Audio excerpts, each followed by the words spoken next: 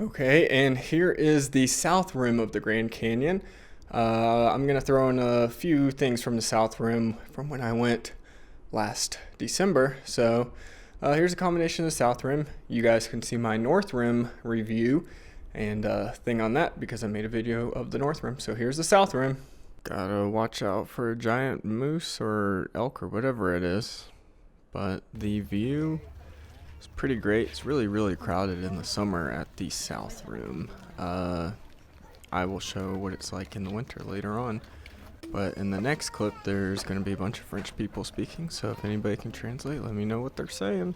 Oui, je pense. Se dire que dernière vue c'est ça, et puis à part ce plongeon. But yeah, it was all tourists. I would say that my brother and I were probably the only Americans at the whole place. Like, nobody was speaking English. It was kind of interesting. But here was leaving the South Rim. And here's a slight double rainbow. I've seen more extreme double rainbows going towards Flagstaff just years ago. But then the double went away and it got like really bright right here. And it's one of the most rainy places in Arizona, so you can start seeing these light rays. But here are some clips from December of last year when I did not take my brother. I took myself on my own road trip because I really wanted to go, and there was snow. Apparently it gets even snowier later on. So it's actually really pretty to see the Grand Canyon during sunset with snow.